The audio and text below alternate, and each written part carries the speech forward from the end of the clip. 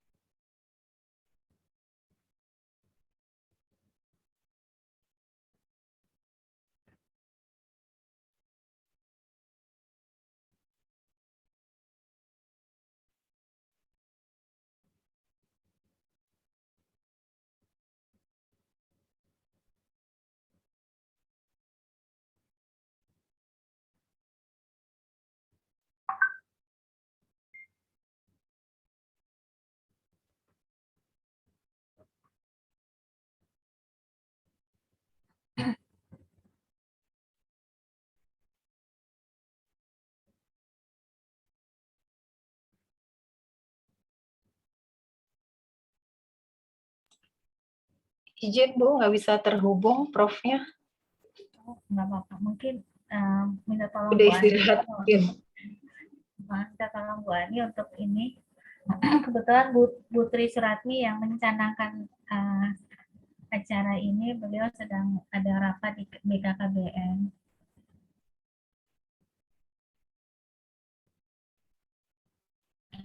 Bu Reni sudah masuk. Oh, Prof sudah dalam proses masuk. Izin bisa dimulai, Prof. Ya, silakan Mbak. Ini suka on off ya, hubung lagi on. Silakan. Iya, Prof. Baik. Assalamualaikum warahmatullahi wabarakatuh. Waalaikumsalam. Salam sejahtera bagi kita semua. Selamat siang Bapak Ibu yang saya hormati. Segala puji dan syukur kita panjatkan kepada Allah Subhanahu wa taala karena pada hari ini kita dapat berkumpul dalam Zoom rapat kali ini. Saya ucapkan selamat bergabung kepada yang terhormat Rektor Urindo, Profesor Dr. Tribudi Wahyuni Raharjo DRGMS, yang saya hormati Warek 2 Urindo, Dr. Adi Nuraini MM, kemudian Bapak Ibu dosen tetap program sarjana dan diploma yang saya hormati dan banggakan, dan tidak lupa kepada Kepala Bagian Kemahasiswaan, Ibu Dr. Tina Rosa MMMSI. Saya mengucapkan selamat datang, selamat bergabung dalam Zoom pada hari ini di dalam rapat sosialisasi program kreativitas mahasiswa pada hari Kamis 10 Maret 2022.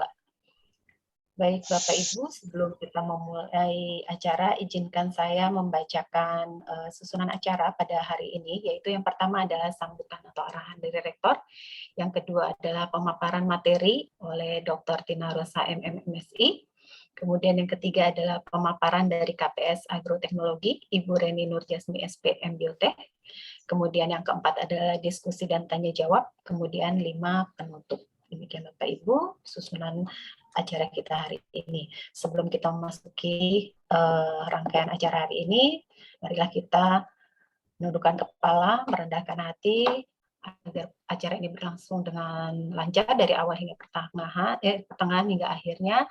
Kita mulai dengan berdoa. Berdoa dipersilahkan.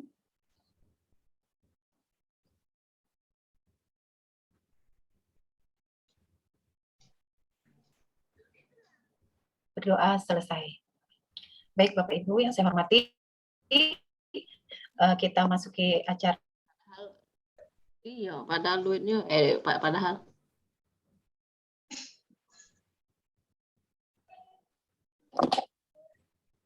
Halo, apakah sinyal saya ya?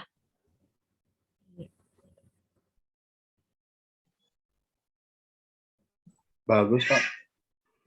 Error ya? Ya, terdengar suaranya sudah. Mas Riki, sinyal saya error ya? Sudah Terdengar, Bu, terdengar. terdengar.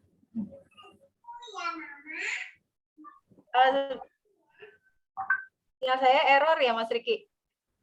Sudah terdengar, Mbak, tapi putus sambung. Udah sudah bagus Sebentar. ini. Oh, tadi sampai mana ya, Bu? Kepotongnya. Ternyata sinyal saya Nah, sambutan sudah isi error. daftar isi acara sudah, Mbak. Sebentar.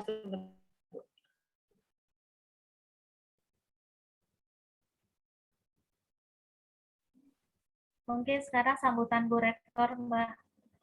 Oke.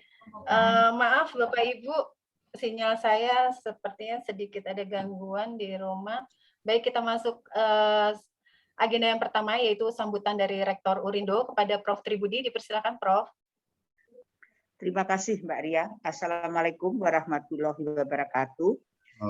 Puji syukur karena siang ini kita dapat melaksanakan suatu meeting tentang sosialisasi kreativitas, program kreativitas mahasiswa, yang tentunya penanggung jawab utamanya adalah Wakil Rektor 1, tapi karena beliau sekarang sedang meeting dengan BKKBN sesuai dengan apa yang sudah kita rintis selama ini dengan BKKBN berdasarkan MOU-nya. Tidak mengurangi penghargaan saya pada beliau, saya sangat menghargai kali ini akan dipimpin oleh Dr. Tina Rosa sebagai penanggung jawab untuk program kemahasiswaan. Saya rasa ini sudah sangat pas. Dan ada satu yang sangat esensial di sana adalah kreativitas. Sehingga kreativitas ini nanti di dalam pembahasannya, dalam diskusinya, meskipun ada satu contoh yang sangat bagus nanti dari agroteknologi, tapi saya hanya mengingatkan bahwa kreativitas bisa berkembang dari berbagai aspek, dari berbagai bidang, dan saya hanya mengingatkan supaya tidak lepas dengan visi dan misi Universitas Trisakti Indonesia yang baru. Karena kita sudah sama-sama memahami bahwa sudah juga dikeluarkan suatu keputusan rektor bahwa universitas ini adalah universitas entrepreneur dan ramah lansia. Saya yakin semua akan berproses dengan sangat baik. Silahkan berdiskusi. Saya akan menikmati dengan mendengarkan. Dan saya tentunya ada sesuatu yang tentunya tidak bisa penuh karena saya juga mengikuti satu yang penting, yaitu yang dikerjakan oleh Dr. Susiana untuk mewakili Urindo. Itu saja yang bisa saya sampaikan, Mbak Ria. Selamat berdiskusi dan harapannya sosialisasi ini akan jelas buat kita semua dan membuahkan hasil yang baik. Selamat Mbak Tina Rosa untuk memimpin rapat. Wassalamualaikum warahmatullahi wabarakatuh. Waalaikumsalam. Terima kasih.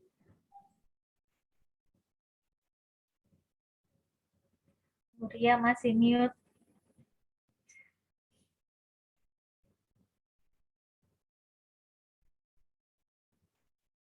Izin Bu Ria masih mute, Bu Ria. Baik, Bapak Ibu, maaf, ini saya berpindah ke handphone, jadi suka ke sentuh-sentuh karena sinyal laptop saya ternyata error. Baik, Prof, terima kasih atas sambutan dan arahannya. Selanjutnya kita masuk di agenda yang kedua, yaitu pemaparan oleh penanggung jawab PKM, yaitu Dr. Tina Rosa, MMSI. Dipersilakan, Bu Tina. Baik, terima kasih. Suara saya cukup terdengar jelas ya. Jelas, Saya Bu. coba share materinya.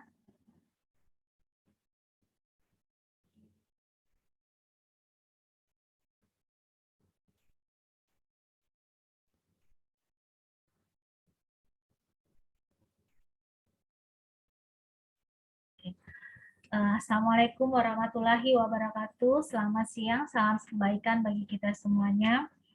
hari ini kita bersama-sama akan diskusi tentang program kreativitas mahasiswa yang penyelenggaranya adalah Simda Mawah, Dikti, dan terkait dengan Kampus Merdeka. Materi yang kami sampaikan hari ini merupakan ada 10 materi. Nanti file ini akan kami share di dosen tetap karena banyaknya materi sehingga kami kompilasikan dari unit kemahasiswaan, melakukan kompilasi sehingga bisa lebih banyak, lebih padat. Dan bagi yang membutuhkan misalnya yang untuk ekstata bisa hanya memilih bagian ekstatanya. Linknya sudah kami buatkan seperti ini. Nah, untuk bidang PKM, kreativitas mahasiswa, saat ini kita terkait dengan Merdeka Belajar, itu bisa dikonversi dengan sasaran IKU-nya. Misalnya PKM Eksata atau RE memenuhi sasaran IKU 235 bila lolos di tahap 1, artinya sudah memenuhi IKU 1 mencapai 2. Bila didanai, maka IKU-nya mencapai 3 dan 5. Dari hasil ini bila diikuti dengan tingkat nasional, maka total kumulatifnya menjadi 6 sampai 10. Sehingga semuanya bisa dikonversi setara SKS 1 sampai dengan 2. Demikian juga semua kegiatan terkait dengan bidang PKM, termasuk di dalamnya adalah humaniora, kewirausahaan, pengabdian ke masyarakat, semuanya bisa dikonversi menjadi total kumulatif bila mencapai tahap didanai, SKS-nya 3 sampai dengan 5. Sehingga dengan pencapaian SKS 3 dan 5, maka untuk tugas akhir yaitu skripsi bisa dikonversi menjadi kreativitas mahasiswa ini. Kemudian ada bidang kegiatan PKM-nya yaitu PKM Eksata, merupakan riset yang mengungkap hubungan sebab akibat, akselerasi, rancang bangun, eksplorasi, materi alternatif, desain produk, atraktif, blueprint, dan sejenisnya, atau identitas lainnya dalam bentuk kimia aktif. Nah, kemudian PKM Riset Sosial Humaniora ini meliputi riset yang mengungkap hubungan sebab akibat, penelitian deskriptif tentang perilaku sosial, ekonomi, pendidikan seni dan budaya, masyarakat baik terkait dengan kearifan lokal maupun perilaku kontemporer. Kemudian PKMK bertujuan untuk menumbuhkan pemahaman dan keterampilan mahasiswa dalam menghasilkan komoditas unik serta merintis kewirausahaan yang berorientasi pada profit. Unsur utama yang ditetapkan adalah tingkat intelektual dan kreativitasnya. Pelaku utama adalah mahasiswa, sementara pihak lainnya hanya faktor pendukung. Ada catatan tambahan untuk PMK kewirausahaan bahwa barang yang ditampilkan merupakan barang yang baru, benar-benar baru, belum ada, atau pengembangan dari barang atau jasa sebelumnya. Kemudian PKMP itu pengabdian kepada masyarakat, bertujuan untuk menambahkan empati mahasiswa kepada persoalan yang dihadapi masyarakat melalui penerapan iptek yang menjadi solusi tepat bagi persoalan atau kebutuhan masyarakat yang tidak berorientasi pada profit. Kemudian PKMPI, di sini penerapan iptek bertujuan untuk membuka wawasan iptek mahasiswa terhadap persoalan yang dihadapi dunia usaha, usaha mikro sampai perusahaan besar, atau masyarakat yang berorientasi produktif, solusi iptek yang diimplementasikan harus merupakan respon persoalan prioritas yang disampaikan calon mitra. Kemudian juga PKMKC atau karya cipta bertujuan memberikan kemampuan mahasiswa mengkreasikan sesuatu yang baru dan fungsional atas dasar karya dan nalarnya. Karya cipta tersebut bisa saja belum memberikan kemanfaatan langsung bagi pihak lain. PKMKC tidak meniru produk existing, baik di dalam maupun luar negeri, kecuali memodifikasi prinsip dan atau fungsinya. Kemudian PKMKI, karya inovatif, bertujuan untuk menumbuhkan kepekaan mahasiswa terhadap problematika faktual di masyarakat atas dunia usaha dan sekaligus mengasah kreativitas mahasiswa untuk menghasilkan karya fungsional inovatif yang solutif berbasis iptek. Luaran utama berupa produk skala penuh, skala 1:1, jadi bukan merupakan prototipe. Kemudian ada PKM video gagasan konstruktif, bertujuan untuk memotivasi partisipasi mahasiswa dalam mengelola imajinasi, persepsi, dan nalarnya memikirkan tata kelola yang konstruktif sebagai upaya pencapaian di mana Indonesia maupun solusi keprihatinan bangsa Indonesia. Sehingga di sini kita harapkan mahasiswa-mahasiswa yang senang membuat vlogger bisa membuat video-video yang bisa menjadi solusi bagi keprihatinan bangsa Indonesia. Kemudian ada PKM GFT, yaitu bertujuan gagasan futuristik tertulis, bertujuan untuk meningkatkan daya imajinasi mahasiswa dalam merespon tantangan zaman, umumnya berupa konsep perubahan dan atau perkembangan dari berbagai aspek berbangsa, bersifat futuristik, jangka panjang tetapi berpotensi untuk direalisasikan. Salah satu contoh misalnya di tahun 2016 ada gagasan futuristik bagaimana menjawab tantangan agar Indonesia atau Jakarta khususnya terhindar dari macet. Maka ada usulan dari futuristik ini, gagasan dari mahasiswa, mereka mengatakan bahwa dibuatlah jalan tol, kemudian ada MRT, LRT, dan saat ini sudah terrealisasi oleh pemerintah. PKMAI bertujuan untuk memberikan pengalaman mahasiswa menghasilkan karya tulis ilmiah. Nah, karya tulis ilmiah ini kita bidang ini merupakan program penulisan artikel ilmiah yang bersumber dari hasil kegiatan akademik lainnya dalam bidang pendidikan, penelitian, atau pengabdian kepada masyarakat, misalnya studi kasus, praktek lapang, KKN, PKM, pendanaan yang tidak lolos PIMNAS, magang, dan lain-lain yang merupakan hasil kerja kelompok. Nah, di sini mahasiswa kita mungkin yang sudah selesai skripsi, tetapi kemudian bertujuan hasil dari skripsinya itu atau outcome dari skripsinya itu ingin membuat artikel. Nah, artikel atau tulisan ilmiah ini bisa didanai dan bisa dibimbing oleh dosen pembimbingnya sehingga bisa mendapatkan manfaat dana dari Dikti. Nah,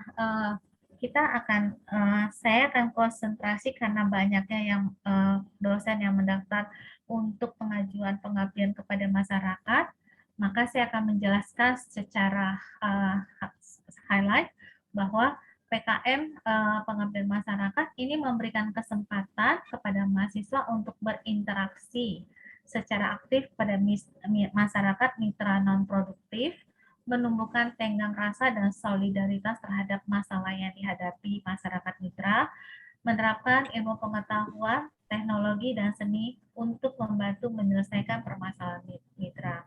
Luaran dari PKM pengabdian kepada masyarakat ini adalah buku pedoman yang bisa digunakan oleh mitra. Tahapannya ada proposal, kemudian laporan kemajuan, laporan akhir, kemudian diakhiri dengan buku pedoman yang bisa digunakan mitra untuk meningkatkan produktivitasnya dan meningkatkan kinerja dari masyarakat mitra yang non produktif tersebut. Nah, di sini ada kriteria pengusulannya. Peserta ada kelompok mahasiswa aktif, program pendidikan diploma D3, diploma D4, atau strata 1 di seluruh perguruan tinggi di bawah Kemendikbudristek yang terdaftar di Pangkalan Data Pendidikan Tinggi PDDikti. Makna di sini bahwa program studinya, mahasiswanya, dosennya, dosen pendamping terdaftar semuanya di PDDikti.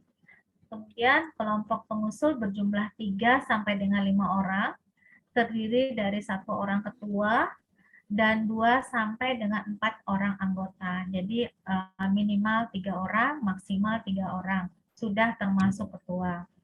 Nama-nama pengusul, ketua, dan anggota harus ditulis lengkap, tidak boleh disingkat. Dan mungkin ini kita sudah sama-sama mengetahui, kegiatan tidak harus sesuai bidang ilmu. Sebaiknya kolaborasi lintas bidang sangat dianjurkan. Mahasiswa pengusul dapat berasal dari program studi yang sama atau dari program studi yang berbeda, tetapi masih dalam satu perguruan tinggi. Lintas program studi sangat diutamakan. Keanggotaan setiap kelompok disarankan berasal dari minimal 2 angkatan yang berbeda agar terjadi pembinaan dan kesinambungan pengusulan program tahun berikutnya. Besarnya dana kegiatan per judul 5 juta sampai dengan 7 juta rupiah. Sumber dana di sini perguruan tinggi ada kriteria baru di tahun 2022 di mana perguruan tinggi wajib memberikan tambahan pendanaan pada proposal yang lulus dengan jumlah pendanaan maksimal 25% dari 7 juta atau maksimum sebesar 1.750.000. Artinya di sini bila tadi pendanaan 5 juta sampai dengan 7 juta, maka perguruan tinggi wajib memberikan tambahan dana sebesar maksimal 25% dari 7 juta tersebut. Sehingga ada tambahan dana dari perguruan tinggi yang didapatkan oleh mahasiswa dalam bentuk in cash atau in kind. In cash itu diberikan secara tunai, kalau in kind bisa dalam bentuk sarana. Misalnya untuk kewirausahaan diberikan tempat untuk counter untuk memajang barang-barangnya, itu udah termasuk in kind dan bisa dikonversi nantinya dalam bentuk rupiah. Selain itu, pendanaan dapat juga memperoleh tambahan dari instansi lain dengan jumlah pendanaan maksimal 10% dari 7 juta atau maksimum sebesar 700.000 dalam bentuk in cash atau in kind. Sehingga bila mahasiswa kita mendapatkan dana 7 juta untuk kreatif mahasiswa ini, perguruan tinggi wajib memberikan tambahan dana 25% maksimal dari 7 juta. Kemudian misalnya ada instansi lain bisa memberikan tambahan nilai sebesar maksimal 10% dari 7 juta. Sehingga bila kita hitung jumlah dana yang didapatkan oleh mahasiswa yang lolos itu bila kelolosannya sebesar 7 juta berarti jumlahnya bisa mencapai 8.750.000, bila ditambah 700.000 lagi menjadi 9.300.000 dalam bentuk in cash atau in kind. Nah, di sini ada rekomendasi konversi SKS, di mana ada kita bisa melihat ada pertukaran pelajar, ada magang dan praktek kerja, ada 8 konversi SKS yang bisa dikonversikan. Salah satunya adalah kegiatan wirausaha, penelitian riset, proyek kemanusiaan. Respati, Universitas Respati Indonesia sudah mempunyai proyek kemanusiaan, salah satu diantaranya adalah Purindo Mengajar, di mana benar-benar di daerah terkebelakang, lokasinya juga sangat terpencil, mungkin ini bisa kita angkat bersama menjadi salah satu rekomendasi konversi SKS bagi mahasiswa yang mengikuti proyek kemanusiaan tersebut, dan juga bisa menjadi asistensi mengajar di salah satu pendidikan yang diadakan di Urindo Mengajar tersebut. Sistematika penulisan proposal, di sini format penulisan isi utama proposal mengikuti sistematika, ada daftar isi, ada pendahuluan, gambaran umum masyarakat mitra, metode pelaksanaan, biaya dan jadwal kegiatan. Kemudian ada anggaran biaya. Nah, anggaran biaya di dalamnya ada format rekapitulasi rencana anggaran berupa bahan habis pakai, contoh ATK, kertas, bahan dan lain maksimal 60% dari jumlah dana yang diusulkan. Sewa dan jasa itu maksimal 15% dari jumlah dana yang diusulkan. Transportasi lokal maksimal 30% dari jumlah dana yang diusulkan. Lain-lain misalnya biaya komunikasi, biaya akses, biaya publikasi maksimal 15% dari jumlah dana yang diusulkan. Dan sumber dana pada saat laporan itu disebutkan besaran dananya dari Belmawa berapa, dari perguruan tinggi berapa, dan instansi lain jika ada juga disebutkan, dijelaskan secara rinci. Kemudian ada jadwal kegiatannya, daftar pustaka, kemudian lampiran.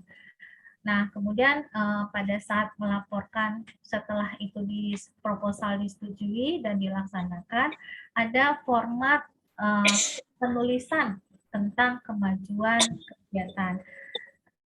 Isinya sama, ada daftar isi, daftar gambar, daftar tabel, daftar lampiran, kemudian ada pendahuluan, target luaran, metode pelaksanaan, hasil yang dicapai, potensi hasil, rencana tahapan berikutnya. Kemudian ada daftar pustaka dan lampiran. Kemudian laporan akhir, pada akhir proses, di akhir periode, maka diminta untuk membuat laporan akhir. Isinya sama, di mana ditambahkan dengan metode pelaksanaan, hasil yang dicapai, dan potensi yang berkelanjutan. Kemudian penutup. Kemudian hasil ini akan dimintakan tadi seperti yang dijelaskan di atas, bahwa ada IKU di mana dibuatkan artikel dan diterbitkan di dalam salah satu jurnal yang ber-ISBN. Lampiran-lampiran terdiri dari format jadwal kegiatan, biodata ketua dan anggota, biodata dosen pendamping, format justifikasi anggaran kegiatan, susunan organisasi, tim pelaksana dan pembagian tugas.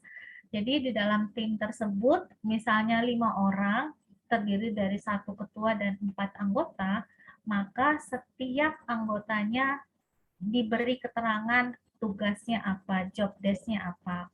Kemudian ada surat pernyataan ketua pelaksana, formulir surat pernyataan kesediaan bekerja sama dari mitra, formulir penyusunan rujukan dan daftar pustaka, formulir penilaian proposal, formulir penilaian laporan dan kemajuan pelaksanaan, formulir penilaian PKP 2 presentasinya. Jadi setiap kita hadir di dalam lokasi tersebut, ada daftar hadir kita dan jelas kehadirannya siapa aja. Kemudian ada formulir penilaian laporan akhir, formulir penilaian artikel ilmiah. Nah, di sini untuk kewirausahaan tadi sudah kami jelaskan bahwa barangnya produk barang, satu barang baru. Kata kuncinya dari hasil, mohon izin Bapak Ibu kita belajar bersama karena materi ini baru kemarin kami juga dapatkan dari Dikti, bahwa kata kuncinya adalah barangnya benar-benar baru atau modifikasi produk. Bagaimana caranya mahasiswa kita melihat atau kita melihat sebagai dosen pembimbing bahwa barang itu benar-benar baru? Kita search di Google. Bila kita searching di Google dan ternyata barang tersebut tidak ada atau modifikasi dari barang tersebut tidak ada, artinya benar-benar novelty dari barang tersebut terbukti. kemudian ada produk jasa, ada event organizer, ada konsultasi, dan ada pengolahan dari barang-barang, misalnya pengolahan sampah atau pengolahan pupuk kandang dan lain-lainnya. Nah, tujuan dari program kreativitas mahasiswa untuk kewirausahaan ini memotivasi, mendorong minat, dan memberikan kesempatan kepada mahasiswa untuk menghasilkan karya kreatif, inovatif, sebagai bekal berwirausaha sebelum atau setelah menyelesaikan studi. Kemudian memberikan kesempatan kepada mahasiswa untuk praktek wirausaha dengan pemahaman konsep wirausaha yang komprehensif. Nah, ini juga alurannya sama tadi adalah kegiatan kewirausahaan. Ini hampir sama dengan pengabdian kepada masyarakat tadi. Judulnya sama, jumlahnya juga sama, yaitu 5 sampai dengan 7 juta rupiah dengan persyaratan administrasi, di mana diharapkan adanya kolaborasi lintas bidang ilmu sehingga bisa menghasilkan hasil yang maksimal dan mumpuni. Sumber dana juga sama, sehingga ini konversi SKS-nya juga bisa dilakukan konversi SKS seperti yang sudah disampaikan tadi. Kemudian next, format sama untuk tadi adalah ke bagian kewirausahaan dan pengabdian masyarakat, hampir sama semuanya. Kemudian juga anggaran biaya, format rekapitulasi rencana anggaran biaya juga sama, bahwa transportasi maksimal dan segala sesuatunya ada di sini. Kemudian format kemajuan ada proposal, kemudian ada laporan kemajuan, laporan akhir, lampiran juga sama, dan terakhir adalah kita dari hasil pengabdian ini melakukan penulisan artikel ilmiah. Di sini alur kegiatannya, di mana tadi ada 9 mereka bisa dari formulir kohortnya, Dok. Kemudian Atau dari alur kegiatan ini, maka bila sudah lolos bisa diikutkan dari yang tingkat nasional. Hasilnya merupakan proceeding dan jurnal. Nah, untuk PKMAI kreativitas itu memang karena dia hasil dari penelitian yang sudah dilakukan dan hasilnya memang benar-benar artikel yang bisa diterbitkan dalam jurnal, artikel ilmiah, maka untuk PKMAI tidak diperlukan lagi. Demikian ini alurnya penerbitan pedoman, mahasiswa menyusun proposal, evaluasi. Nah, untuk pedoman kami akan menyampaikan dalam bentuk link karena halamannya itu per pedoman bisa mencapai 40 halaman. Yang kami sampaikan tadi adalah rekapitulasi atau singkatan resume dari pedoman yang demikian banyak, 40 dikali 9 halaman. Kemudian juga ini alurnya penilaian proposal. Nah, arahan dari Dikti diharapkan semua proposal hanya dinilai secara administratif di internal universitas. Karena secara administratif itu bisa diperbaiki di internal. Kemudian proposal yang masuk diharapkan semuanya dikirimkan. Sehingga yang menentukan adalah dari Belmawanya, mana proposal yang akan dibiayai dan tidak dibiayai. Sehingga tugas universitas tahun ini lebih mudah, yaitu melakukan evaluasi untuk kejelasan dari administrasi yang dilakukan oleh mahasiswa. Karena selama bertahun-tahun sebenarnya ketidaklolosan dari proposal tersebut karena administrasi, misalnya hurufnya kurang, marginnya kurang, hal-hal kecil, tetapi karena sistemnya secara computerized, sehingga secara tersistem tidak lolos. Dan evaluator juga hanya diberikan waktu maksimal 5 hari untuk melakukan evaluasi administrasi di Belmawa, tingkat Belmawa. Administrasinya itu ada 65.000 atau 70.000 proposal yang harus dievaluasi secara administratif dalam jangka waktu 5 hari. Nah, setelah proposalnya melewati tahap 1, di mana tahap administrasinya sudah terlewati, sudah terpenuhi, baru di tahap kedua, di mana dilihat dari hasil dari novelty serta kemanfaatannya. Bila novelty dan kemanfaatannya sudah terpenuhi, insya Allah akan dibiayai. Demikian alur dari Belmawanya. Nah, di sini kesesuaian, di sini ada tahap 1 ya. Tahap 1 di sini persyaratannya administrasinya bersikap wajib, tanggal, bulan, tahun proposal, tanda tangan pengusul, biodata yang ditandatangani, jumlah dan nomor halaman, surat pernyataan ketua pelaksana atau mitra. Untuk PKMPI dan PKMPM, nama tidak boleh disingkat, tidak ada boleh nama-nama yang disingkat. Kesesuaian format proposal dan penulisan dengan pedoman PKM yang berlaku, kesesuaian program yang diajukan dengan bidang PKM yang dipilih. Jadi misalnya bidang PKM yang dipilih adalah pengabdian kepada masyarakat, tidak boleh di situ ada unsur benefitnya, ada unsur keuntungannya, itu tidak boleh. Jadi benar-benar semuanya diberikan kepada masyarakat dan hasilnya adalah buku panduan yang bisa dipergunakan oleh mitra yang akan dibantu. Nah, di tahap kedua di sini udah tadi saya sampaikan, menitik beratkan pada tingkat kreativitas program yang diusulkan yang terdiri dari aspek keterulangan topik, bobot tantangan intelektual, dan menekankan pada aspek kreativitas dan substansial.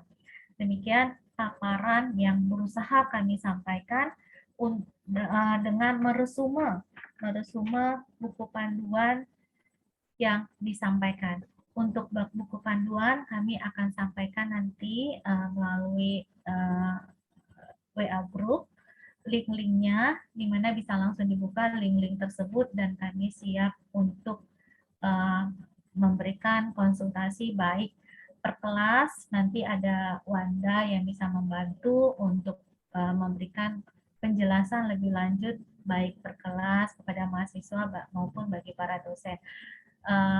Utamanya saya mungkin bila nanti waktunya bersama dengan kelas yang saya ajarkan, maka mungkin Wanda yang akan mewakili. Demikian paparan yang kami sampaikan.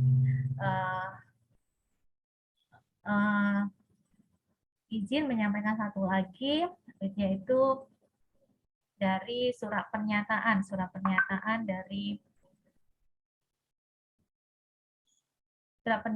kesanggupan dari perguruan tinggi, di mana di sini perguruan tinggi membuat surat pernyataan komitmen tambahan pendanaan proposal PKM yang didanai tahun 2022, di mana tadi jumlahnya sudah ditentukan, yaitu 25% dari 7 juta atau maksimum sebesar 1.750.000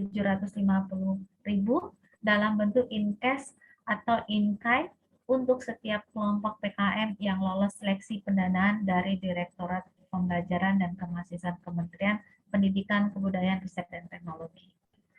Demikian paparan yang kami sampaikan.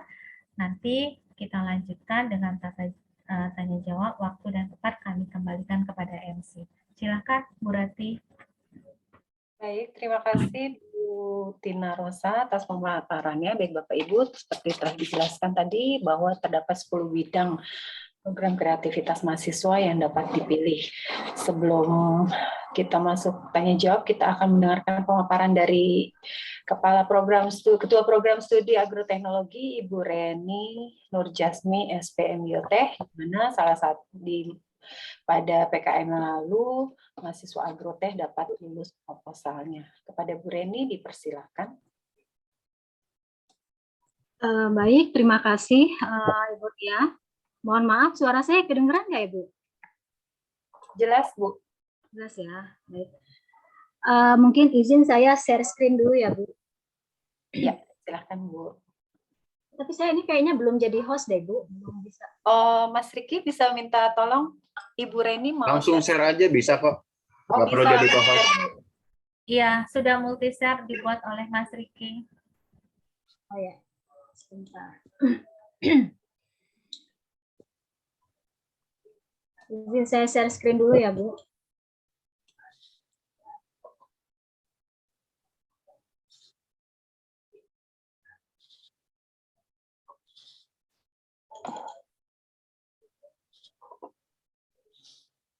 Maaf, ini udah kelihatan belum ya Bu Ria? Untuk ininya, materi belum? Belum di share screen, Bu. Belum ada tulisannya share screen. Di proses tentang Ya. Belum, Bu Reni. ya.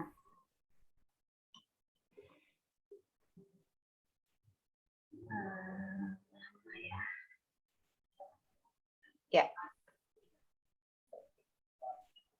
Sudah ya Bu? Belum, Bu. Masih Proses, Bu Reni. lagi proses.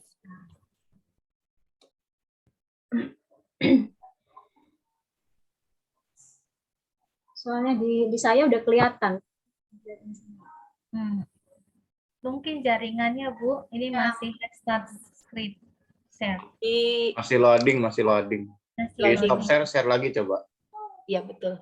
Di stop share dulu, Bu. Terus di share lagi. Itu juga sinyalnya soalnya ini juga putus-putus di tempat saya nih. Oh, gitu ya, Bu. Nah, bentar.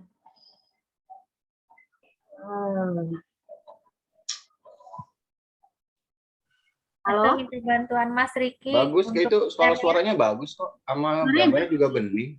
Ini aja di stop share, terus share lagi. Sebentar. Proses.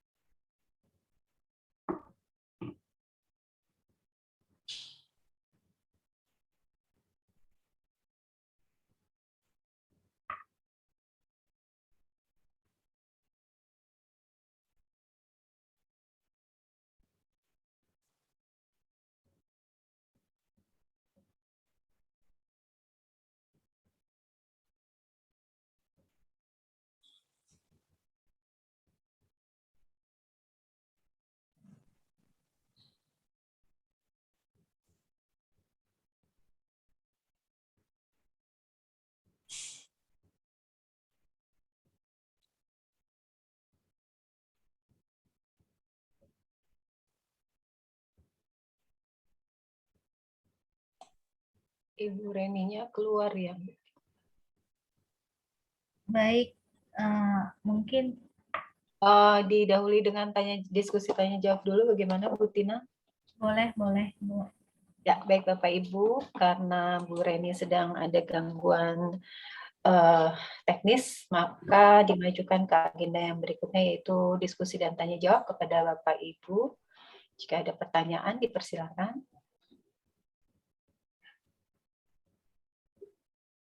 Ada yang saya beri tambahan penjelasan ya. Jadi kita tahun ini, tahun 2022, kita mendapatkan kuota 95 proposal. 95 proposal, berarti bila pendanaannya maksimal 7.500.000, ada dana sebesar 665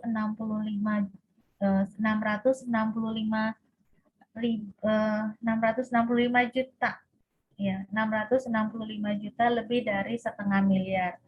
Tetapi ada tambahan dari fakultas, dari universitas, bahwa setiap proposal yang disetujui, bila 95 proposal tersebut disetujui semuanya, universitas harus mendanai sebesar 166.250.000, itu bisa in cash atau in kind tadi, artinya bisa dalam bentuk sarana prasarana dan juga bisa dalam bentuk tunai. Mungkin nanti kita bisa. Halo Bu Tina. Monggo Bu Reni, monggo Bu Reni. Mohon maaf, ini gimana ya, ini saya juga laptopnya tiba-tiba nge-lag. Ini saya pakai handphone, apa saya sampaikan secara ini aja dulu ya? Soalnya ini lebih kurang sama kayak punya Bu Tina yang sampaikan tadi sih, punya saya. Oh, baik. Mungkin lebih banyak trik-triknya Bu Reni yang bisa disampaikan. Baik, baik. Assalamualaikum warahmatullahi wabarakatuh. Waalaikumsalam warahmatullahi wabarakatuh. Yang saya hormati, tadi saya lihat ada Ibu Waris 2, Ibu Dr. Ani Nuraini. Kemudian yang saya hormati juga Ibu Dr. Tina Rosa, sekaligus Kabak Kemahasiswaan Urindo. Kemudian yang saya hormati juga Bapak dan Ibu dosen semuanya. Perkenalkan, mungkin ada beberapa Ibu Bapak dosen yang belum kenal dengan saya. Nama saya Reni Nur Jasmine. Saya juga kebetulan sebagai KPS Agroteknologi Fakultas Pertanian Urindo. Jadi sebelumnya terima kasih kepada Ibu Warek 1, Dr. Triswati, dan Ibu Tina ya, yang sudah memberi kesempatan kepada saya untuk sharing sebetulnya mengenai penyusunan proposal, terutama skemanya skema riset. Karena tadi seperti yang disampaikan oleh Ibu Tina, kebetulan mahasiswa kami, jadi tahun 2020 itu ada 2 proposal yang lolos seleksi PKM Kemdikbud. Jadi yang satu itu adalah proposal PKM riset, itu ada mahasiswa kami. Kemudian yang satu lagi PKM artikel ilmiah, itu mahasiswa dari Ibu Metri kalau tidak salah. Jadi ada 2 proposal. Nah, untuk kami sendiri, mahasiswa kami itu lolosnya di proposal PKM riset eksakta, karena PKM riset itu kan ada 2 ya Bapak Ibu, jadi ada riset eksakta, ada riset yang sosial humaniora. Karena kami agroteknologi, maka kami masuknya di skema riset eksakta. Sebetulnya ada materi yang mau saya presentasikan, tapi tadi saya lihat lebih kurang sama seperti yang disampaikan oleh Ibu Tina. Jadi mungkin saya hanya sampaikan terkait dengan tips dan trik ya. Tapi sebetulnya saya sendiri juga tidak tahu ya, tips dan triknya itu bisa lolos, karena sampai sekarang kami juga tidak tahu bagaimana penilaian dari tim reviewernya itu gitu. Karena kan kita tidak disampaikan nilai kita berapa, kemudian misalnya secara administratif berapa persen gitu, itu tidak disampaikan oleh reviewer. Jadi kami pun tidak tahu bagaimana cara mereka menilai sehingga kami bisa lolos seperti itu. Tapi yang paling penting, apa yang menjadi syarat di dalam pedoman itu kami ikuti semua. Jadi mahasiswa itu menyusun proposal ya sesuai dengan yang ada di pedoman. Jadi mulai yang kecil-kecil gitu, yang istilahnya itu hanya perintilan-perintilan begitu, itu betul-betul harus sesuai dengan pedoman seperti itu. Jadi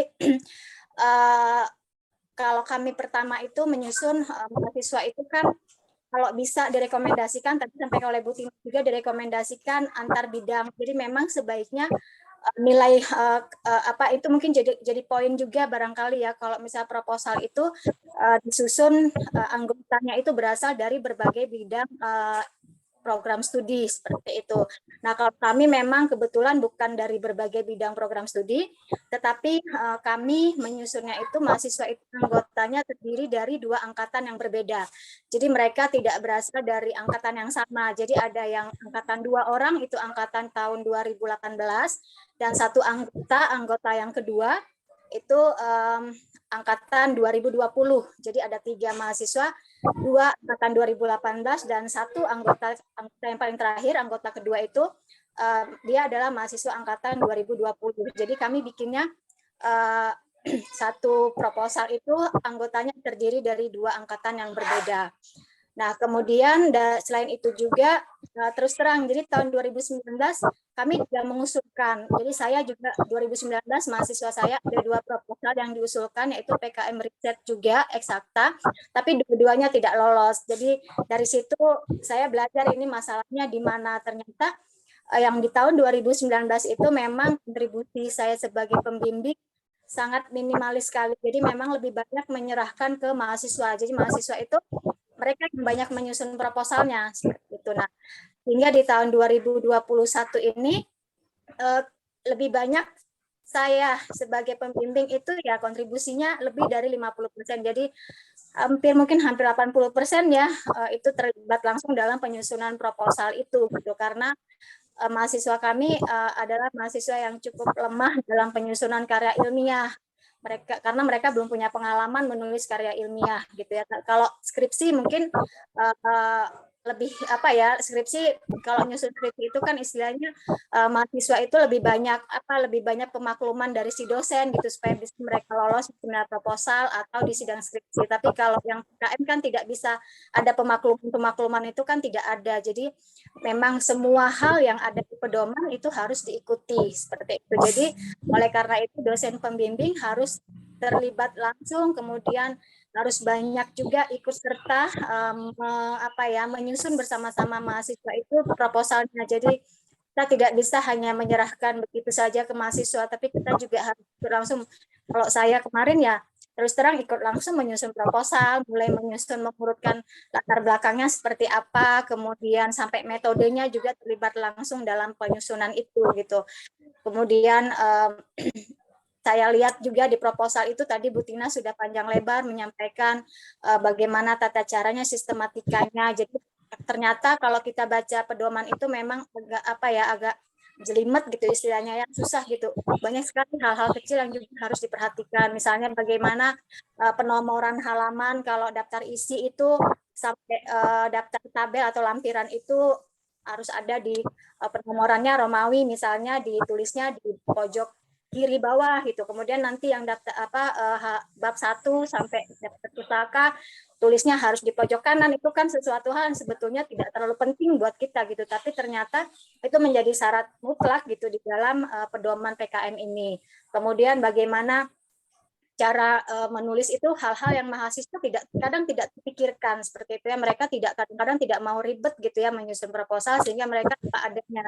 Oleh karena itu dosen, harapan saya ya dosen bisa membaca secara seksama dulu pedomannya gitu ya, bagaimana tata cara penulisan, penomoran halaman, kemudian di dalam latar belakang itu apa saja isinya, itu semua secara gamblang, secara detail ada di pedoman. Jadi misalnya seperti di bab 1 ada pendahuluan. Nah, pendahuluan itu ada lagi tuh sub-subnya gitu ya.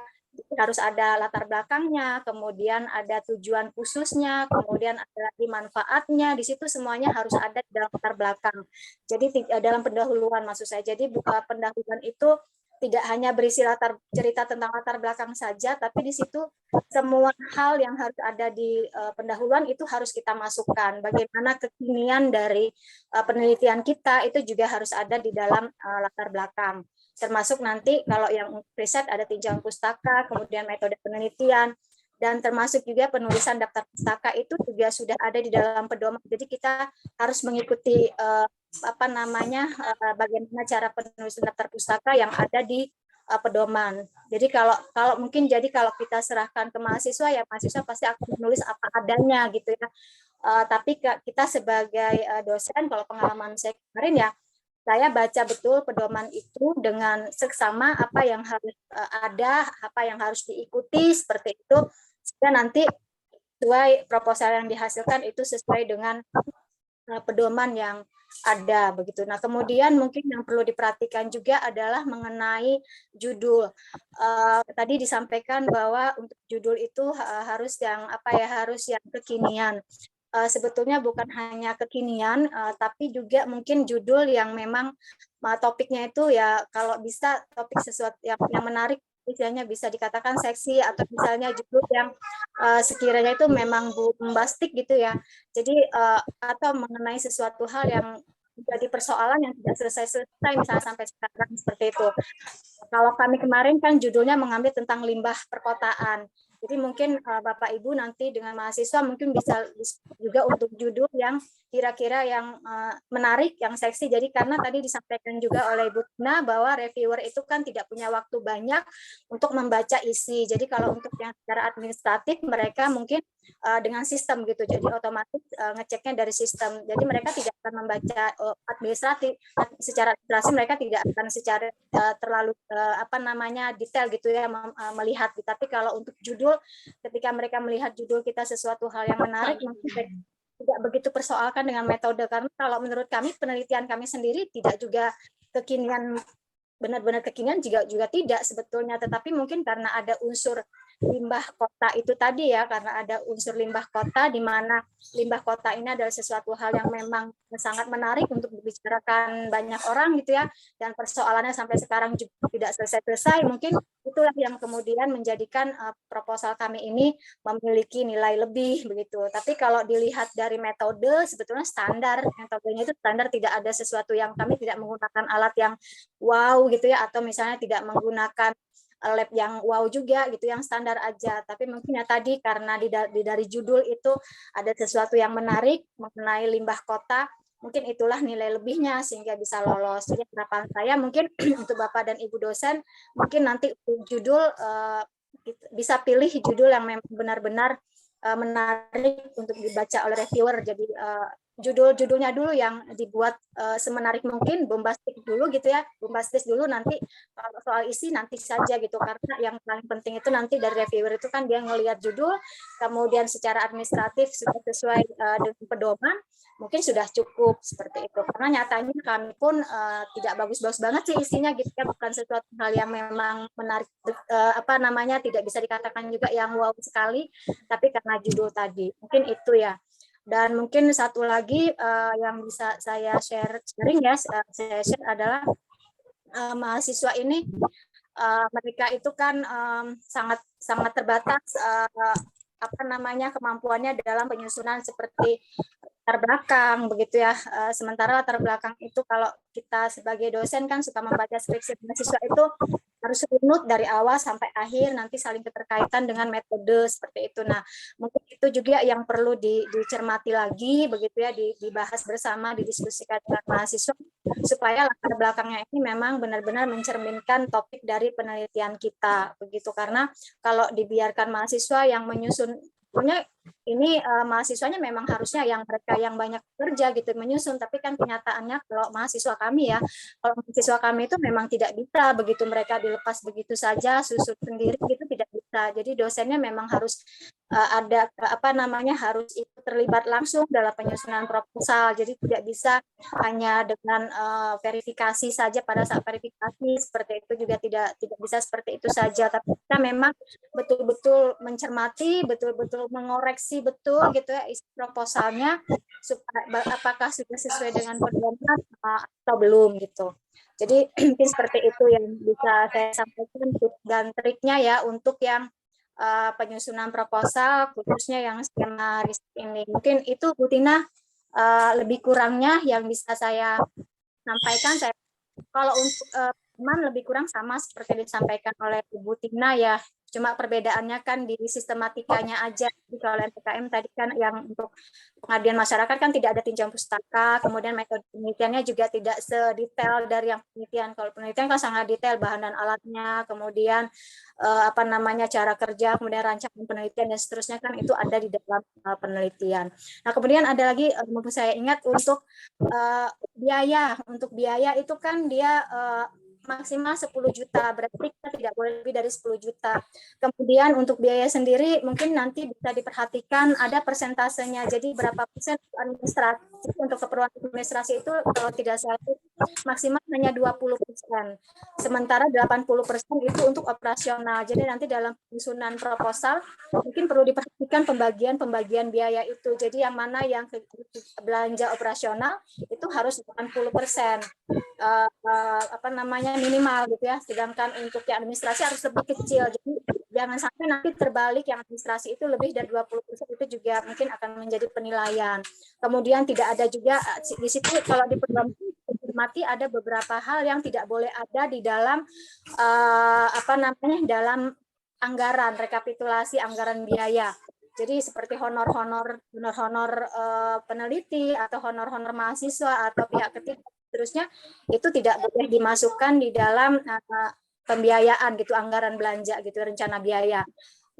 Karena yang dimasukkan itu benar-benar memang hanya biaya yang habis pakai gitu ya. Untuk transportasi pun itu juga persentasenya dan hanya diperbolehkan untuk perjalanan yang di dalam kota saja. Jadi tidak boleh untuk perjalanan di luar Jakarta, itu tidak diperkenankan. Karena kemarin kami juga waktu sosialisasi tentang PKM ya yang yang dilaksanakan oleh Kemdikbud juga. Jadi untuk yang lolos itu ada lagi sosialisasinya, berkali-kali mereka menyampaikan bahwa untuk pembiayaan itu benar-benar harus sesuai dengan dipedoman. Jadi kalau administrasi hanya diperbolehkan maksimal 20%, tidak boleh lebih, operasional itu 80%. Kemudian untuk biaya transportasi tidak diperkenankan untuk biaya keluar kota. Jadi biayanya itu hanya diperkenankan untuk biaya yang dalam kota. Jadi kalau misalnya Jakarta ya berarti biaya untuk transportasi itu kalau di dalam proposal yang dimasukkan adalah biaya perjalanan di dalam Jakarta saja. Tapi kalau untuk yang keluar kota itu tidak diperkenankan seperti itu. Mungkin itu Bu Tina yang atau Bu Ria yang bisa saya sampaikan terkait dengan trik atau tips ya, barangkali yang bisa kami share terkait proposal PKM. Terima kasih. Assalamualaikum warahmatullahi wabarakatuh. Waalaikumsalam warahmatullahi wabarakatuh. Terima kasih Bu Reni untuk tips dan triknya dalam meloloskan proposal mahasiswanya. Baik Bapak Ibu, kita lanjut saja ke agenda yang berikutnya, yaitu diskusi tanya jawab.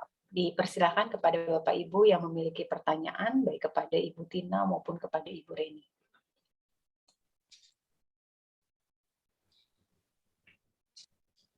Mungkin sambil menunggu ada yang bertanya, untuk tahun lalu besarannya 10 juta ya Bu Reni, tetapi tahun ini besarannya 7 juta maksimal, kemudian ada tambahan maksimal 25% dari perguruan tinggi sebesar 1.750.000, jadi mungkin 9 jutaan ya maksimal, jadi tidak sampai 10 juta.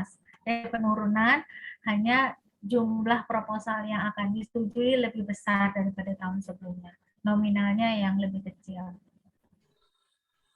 Iya Bu Tina, benar. Jadi yang biayanya kayak ada perubahan ya Bu Tina ya.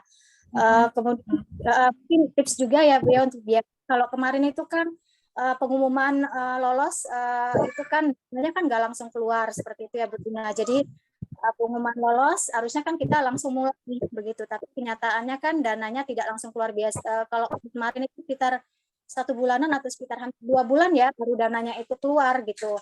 Sementara waktunya kalau di proposal kan kita bikinnya cuma 3 bulan. 3 bulan itu dari penyusunan proposal kan sampai nanti selesai penelitian. Nah, kan jadi kalau kita menunggu dana dari Kemdikbud itu lama sekali, tidak mulai-mulai. Jadi saran kami kalau kami kemarin mengajukan talangan dulu. Jadi mengajukan talangan dulu ke Urindo gitu. Mengajukan talangan dulu ke Urindo supaya mahasiswa bisa mulai penelitiannya.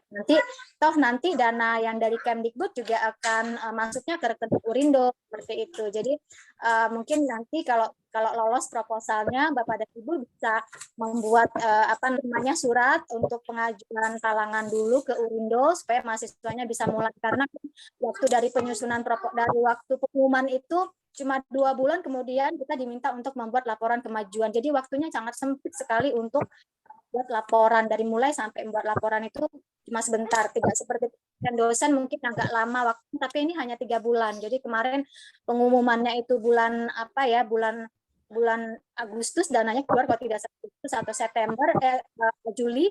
ya Agustus kalau tidak salah, Juli dana pengumumannya keluar ya.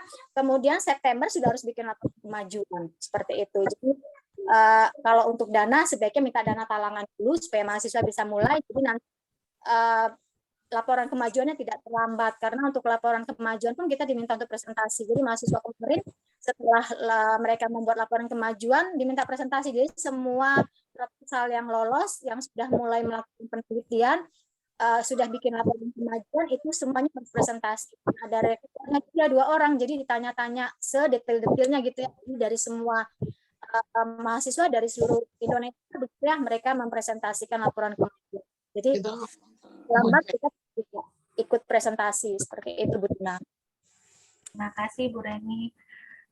Ini kemarin ada yang pada saat sosialisasi juga dari Dikti, ada beberapa dosen yang memberikan trik, katanya gini, dosen punya penelitian, kemudian penelitian itu dijabarkan menjadi penelitian kecil, jadi main penelitiannya, penelitian utamanya misalnya A, kemudian dari penelitian utama A itu dibuat sub penelitian A, B, C yang dikerjakan oleh mahasiswa.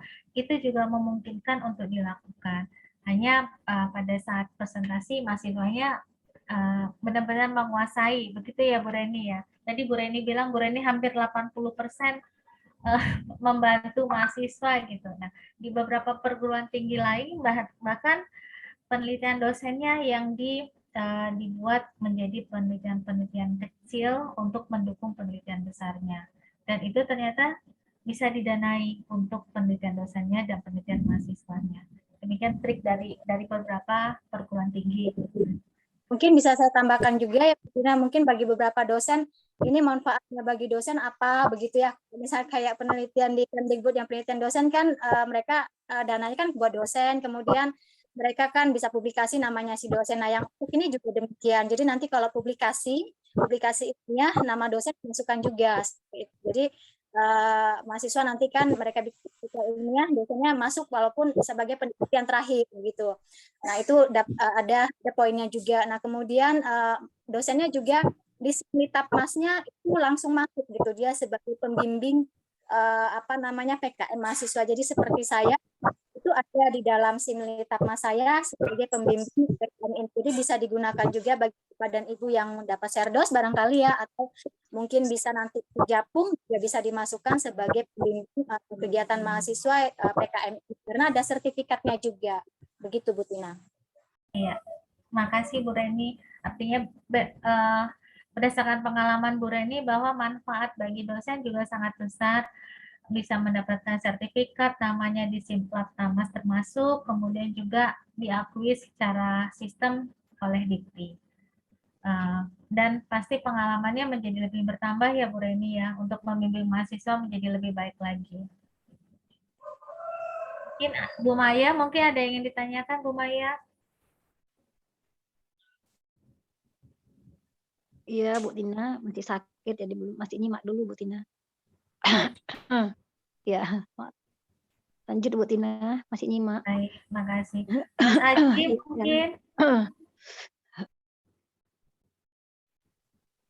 Mas Aji. Siang Ibu, apa kabar? Baik, terima kasih Bu Dr. Tina Rosa dan juga Ibu siapa tadi, mohon maaf. Sambil Ibu Reni, baik, informasinya sangat bermanfaat dan pertanyaan saya mungkin lebih ke tadi yang mana tadi untuk topik PKM-nya itu bisa lebih bervariatif. Nah, pertanyaan saya itu tadi adalah gimana caranya nanti kalau misalkan kita punya ide kreatif yang kemudian ada peran stakeholder di luar yang nanti bisa membantu mahasiswa di dalam membuat konsep kreativitas mahasiswa ini. Jadi nanti walaupun dananya nanti ada semacam kayak, kalau di kami biasanya di dalam kementerian ada satu dana yang APBN, tapi ketika ada kegiatan lain yang bisa digunakan untuk supporting budget itu adalah di luar itu, apakah memungkinkan misalnya dari salah satu stakeholder yang kemudian nanti dari katakanlah diktinya akan mensupport biaya ini, tapi dari yang kemudian mereka ingin terlibat di dalam kegiatan itu, mereka ingin membiayai atau mensupport itu seperti apa gitu, Bu Tina atau Bu Reni? Mohon informasinya. Terima kasih. Baik, terima kasih Mas Aji pertanyaannya. Untuk support, jadi dari kita berhitung yang maksimal bahwa maksimal pembiayaan 7 juta, kemudian dari kampus itu dari Urindo itu 25% maksimal sebesar lebih kurang 1.750.000. Kemudian yang tadi Mas Aji tanyakan stakeholder. Nah, stakeholder itu maksimal boleh membiayai 10%, Mas Aji. Jadi bila 7 juta hanya 700.000. Seperti itu. Baik, baik. Karena tadi seperti disampaikan kan ada hal-hal yang terkait operasional cost itu kan biasanya kan penting juga ya Bu ya, karena kan hal-hal itu. Oh jadi memang sudah given ya Bu untuk aturan dari sisi percentage-nya. Oke. Baik, baik. Oke, terima kasih Bu Tina dan Bu Reni. Dokter Ari Waluyo, mungkin ada yang ingin ditanyakan, Pak Dokter? Iya, terima kasih Bu Tina. Tadi saya nyimak luar biasa nih, bagus banget. Ini hampir sama yang saya mau tanyain sama Pak Aji. Ya, jadi kan kita kan juga ada beberapa hal tuh dengan ada kedai reka dari BRIN gitu ya. Itu dengan sumber pembayaran tadi yang diutarakan sama Bu Tina sama Bu Reni ya. Itu kan juga bahwa sebenarnya kalau emang ada induk penelitian dari dosennya itu bisa diturunkan. Nah ini bagaimana kalau misalnya dari induk penelitian dari dosennya itu sudah memakai kedai reka misalnya begitu. Nah itu apakah dimungkinkan juga dia si mahasiswa itu tetap mengajukan proposalnya gitu? Itu bisa gitu. Baik, makasih Dokter Ari. Memungkinkan Dokter Ari. Jadi itu masih memungkinkan untuk diajukan. Kemarin sore kami mendapatkan sosialisasi dari materi yang kami sampaikan hari ini bahwa itu memungkinkan. Jadi penelitian dari dokter misalnya penelitian besarnya main penelitiannya itu misalnya A besar, tapi bisa dijembrengin menjadi 1, 2, 3 misalnya tentang, kalau kedokteran saya nggak gitu paham ya. Kalau misalnya tentang kalau dari manajemen tuh keuangan, akuntansi, sistem keuangan. Nah, itu bisa dibuatkan sub penelitiannya, tapi yang maju adalah mahasiswanya, dokter sebagai dosen pendampingnya. Tentu dengan ketentuan yang sudah buku panduan yang sudah ditentukan seperti tadi. Nanti buku panduannya akan saya sampaikan melalui link Google. Kenapa melalui link Google? Kalau Bapak Ibu saya sampaikan semuanya ada 11 buku, sementara yang Bapak butuhkan misalnya hanya kewirausahaan saja, Bapak Ibu nanti akan puyeng dulu bacanya gitu ya. Jadi saya sampaikan berdasarkan link-link yang dibutuhkan, jadi Bapak Ibu bisa membuka sesuai dengan kebutuhan mahasiswa Bapak Ibu. Jadi Dokter Ari itu memungkinkan dan sangat memungkinkan kalau dari diskusi kemarin dianjurkan, begitu Pak. Satu lagi nih Bu Tina, kalau boleh saya tanya. Kan sebenarnya saya tadi melihat bahwa itu bentuknya tidak dalam bentuk prototipe ya, yang inovasi itu ya. Iya, nah, 1:1 prototipe. Ya, nah itu dia. Padahal sebenarnya dalam pembuatan prototipe sendiri itu kan sebenarnya juga kadang-kadang membutuhkan biaya yang tidak murah. Nah itu sebenarnya bagaimana sumber pembiayaan kalau emang misalnya ada mahasiswa yang berkeinginan gitu ya untuk memulai sesuatu sampai akhirnya dia juga bisa dapat mengajukan proposal untuk mendapatkan bantuan dana. Tapi dana talangan yang pertama itu dalam pembuatan sampai dengan prototipe yang 1:1 sampai dia bisa mengajukan proposal itu bisa ya dapat dari mana kira-kira? Apakah universitas bisa bantu sampai seberapa ataukah mereka harus mencari dana dari luar? Karena kan kalau kita harapkan dari mahasiswa ya tidak semua mahasiswa kita mampu gitu Bu. Baik Dokter Ali. Saran saya sih dari kegiatan ini dibuat kecil-kecil sampai menjadi prototipe. Misalnya alatnya itu alat menyusui gitu. Nah mungkin bagian terkecilnya dulu dibuat, kemudian di penelitian berikutnya, penelitian eksata berikutnya Bapak buat bagian yang, dokter buat bagian yang lain lagi sampai menjadi satu bagian utuh. Karena maksimal untuk mahasiswa itu sudah ditentukan given tadi jumlahnya 7 juta, dari universitas itu 25% maksimal, kemudian dari pihak ketiga itu 10% maksimal. Sehingga dana itu tidak mencapai 10 juta juga tidak mencapai, dokter.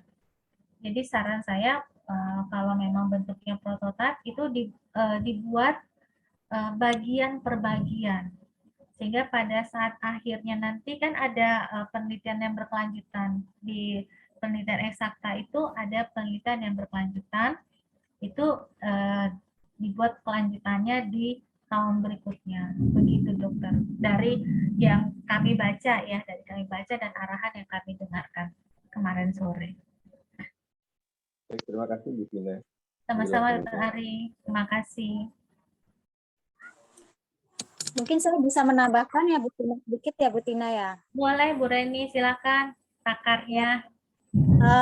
Mungkin karena waktunya kan juga terbatas ya Bu. Kalau kita lihat itu kan cuma 3 bulan sebetulnya. Jadi sekitar 3 bulan itu sampai laporan gitu.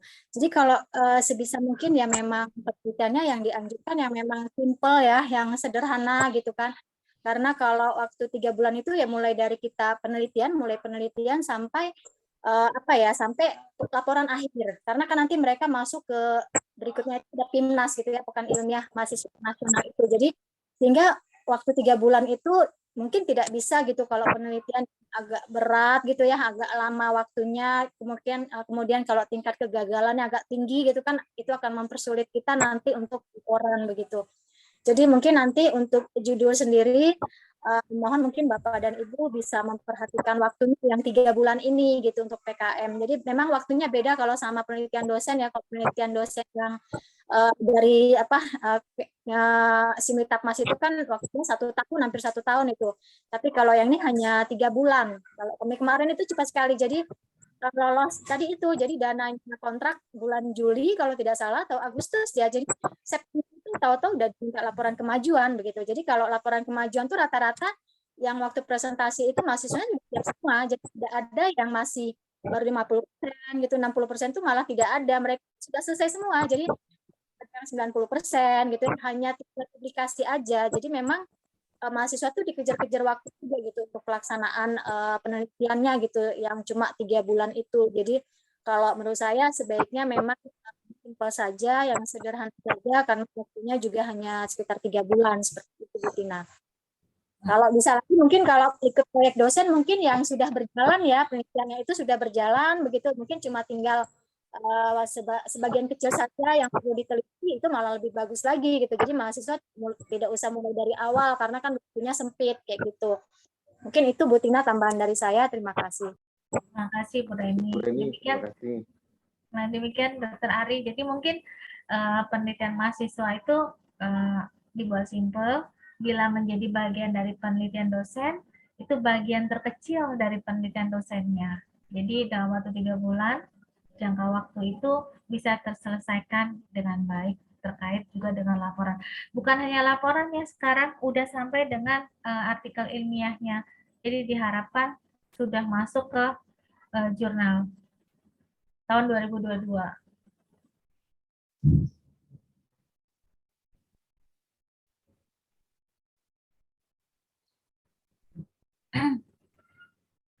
Ada tambahan lagi, Bapak Ibu mungkin?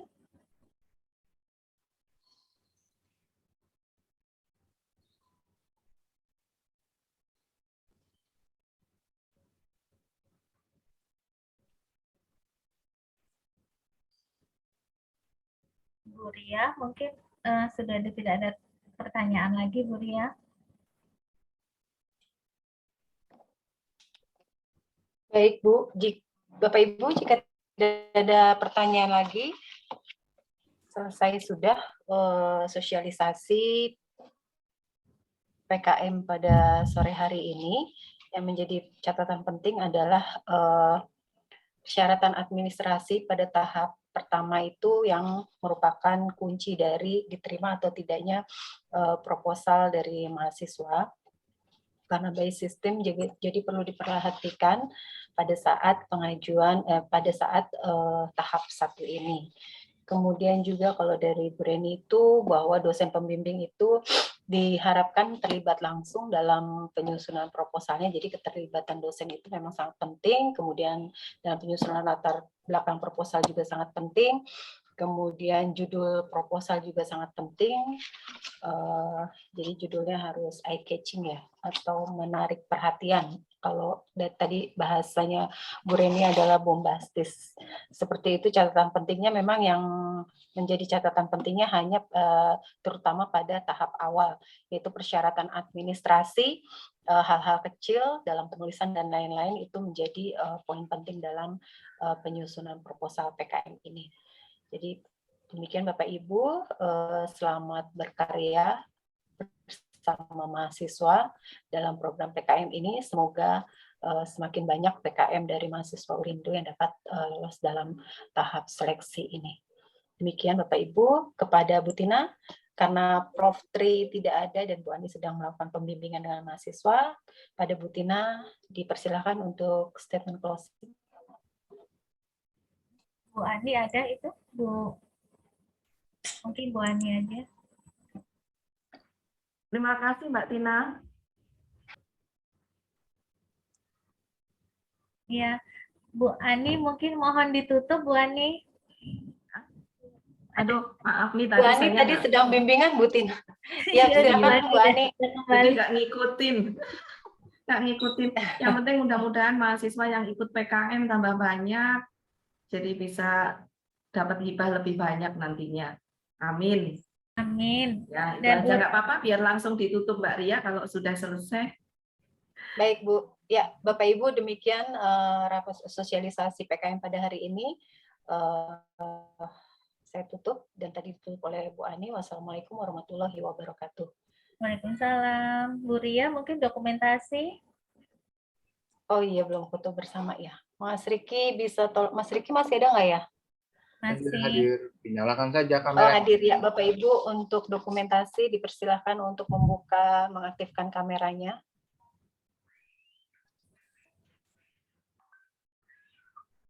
Mas Riki bisa tolong ya. Oke. Waduh. Mas Riki, mukanya mana Mas Riki? Udah ya. Oh saya ya. Oke, 1, 2, 3. Oke, sudah. Terima kasih. Terima kasih Mas Riki. Terima kasih Bapak Ibu semua. Semuanya. Waalaikumsalam warahmatullahi wabarakatuh. Waalaikumsalam warahmatullahi wabarakatuh.